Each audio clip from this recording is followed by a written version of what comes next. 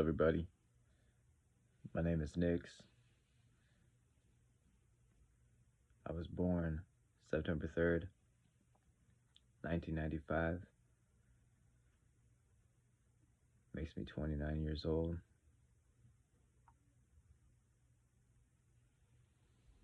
So my life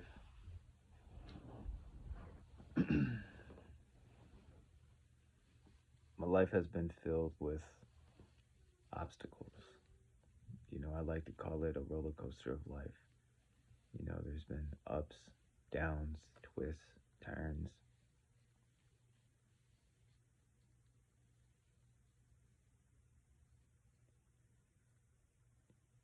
I've had my time where I wasn't necessarily abiding by the law. I wasn't necessarily, you know, doing things the right way. I was using drugs, addicted to cocaine. I'm sober now. I've been sober for almost 7 years, and that was purely based off of fear. The only reason I got sober, was when fentanyl hit the city. Um, when fentanyl hit the city, I lost a lot of people, and I didn't want to be another body, so I kind of gave up on that drug. It wasn't worth it. Me and drugs had a very close relationship since I believe, I was like 7 years old, 8 years old. I started, doing drugs, like heavy drugs. I started dabbling with pills and like I had access to so much stuff, and being smart. It was never in my kind of situation, it was never really useful. I didn't know how to utilize it at that point in time, especially, you know, coming from the type of home I came from, you know, my environment was so chaotic, filled with trauma, you know, and it is what it is.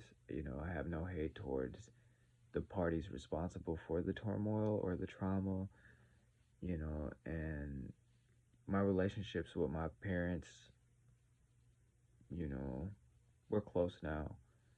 I forgave myself. That was, a lot of people, they always want forgiveness from their parents, but it's not necessarily forgiveness from the parents that we seek. It's forgiveness from ourselves and our side of it. Whatever their side of whatever happened, it really doesn't matter. Life in general doesn't really matter unless we give it that matter or meaning or purpose.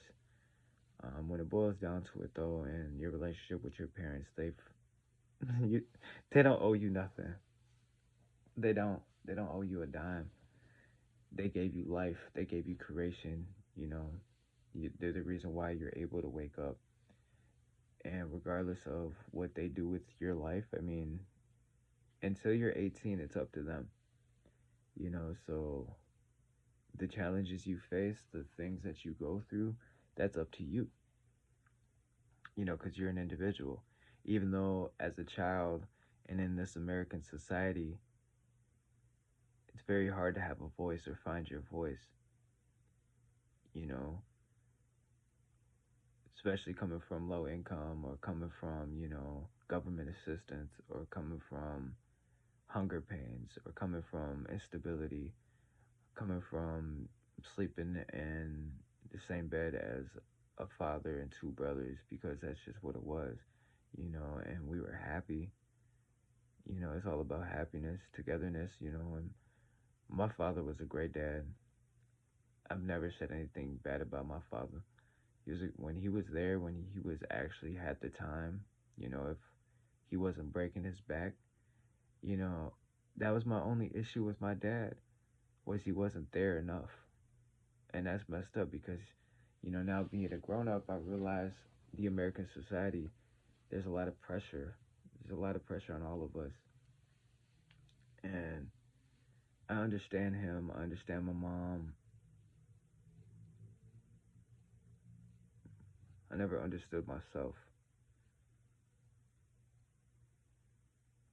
So through my journey, through my ups and downs, through my drug usage, you know, I'm co-founder of a nonprofit organization that provided the youth with that voice. I provided the youth with the opportunities that I wanted. I help direct plays, and I'm an artistic director, a rapper, a writer, a poet, spoken word artist. I've, was in plays. I sold out theaters. I wrote in books. I got a poetry book that I play with. Like this is even something that I'm not like really publishing. I do my own artwork and stuff like that. Like I'm a very creative individual. Like let me see if I can find another. Like I'm a very creative individual. I do all these things. I'm able to create. I'm able to have this willpower or this resilience to just keep on fighting or keep on surviving. And you know, my lifestyle. I'm from St. Paul, Minnesota, from Frogtown area. Um, Mainly grew up in the east side of St. Paul.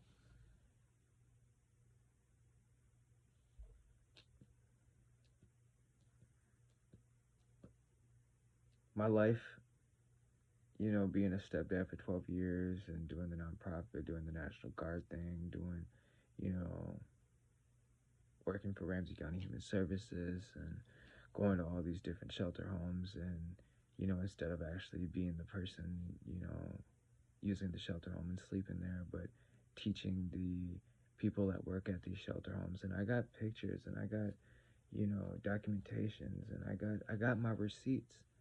Like it's real. Like I've accomplished all these different things and I'm very humbled, so I don't really speak on my accomplishments. I don't really speak on the work I've done because it's never necessarily been personal. It's never been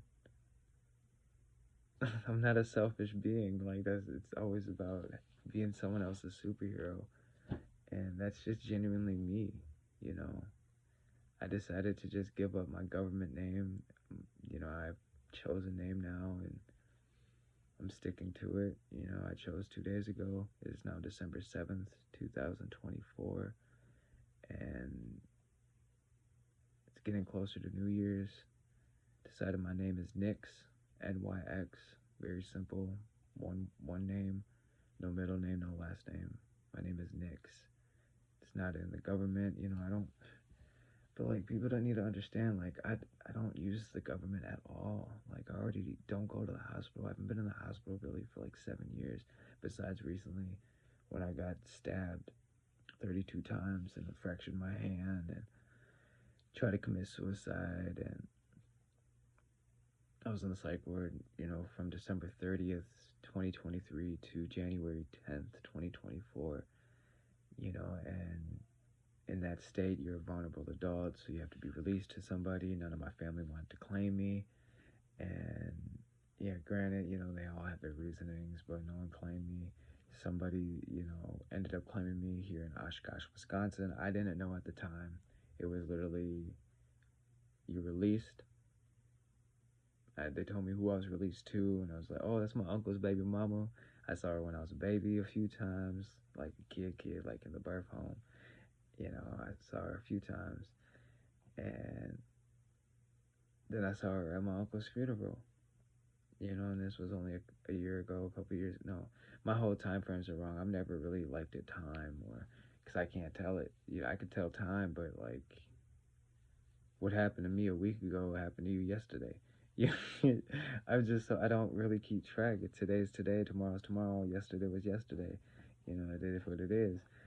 And yeah, she claimed me. So from the psych ward, January 10th.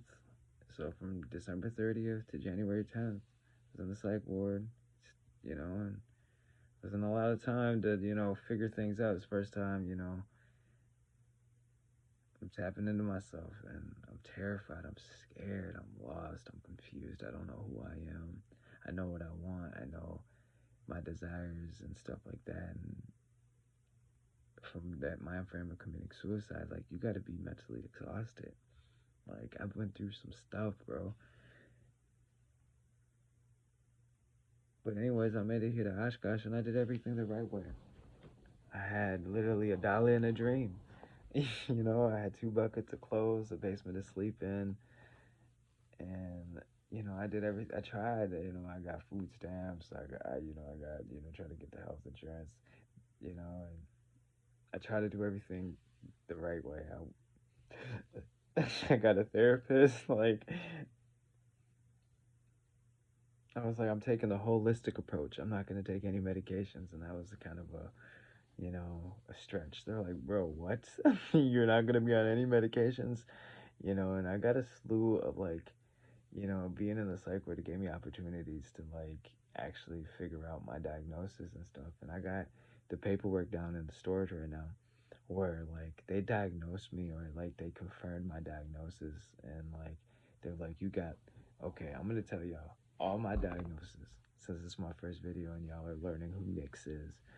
All right, I got lupus, so that's an autoimmune disease, and that's what this is from. Like, I already got tested when I was younger, when I was with my lady and stuff, and they said it was rosacea or whatever.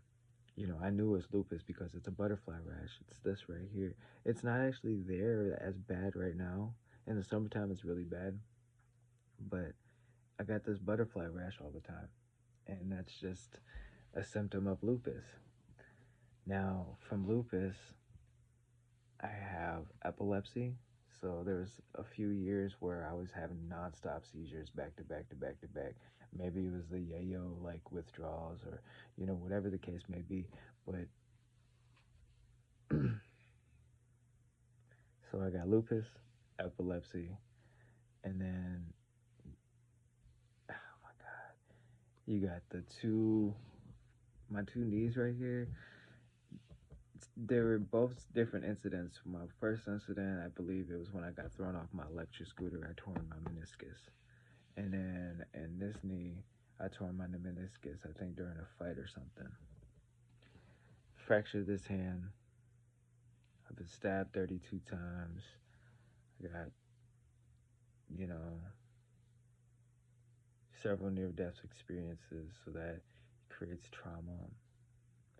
PTSD from my childhood, PTSD from the stabbing, PTSD from the countless shootings, the countless traumas that I just had a third party at, so I know that, like, it affected me. So, like, all the scared, the twitching, like, I'm a terrified little cat, or I used to be. Now things are just what it is, and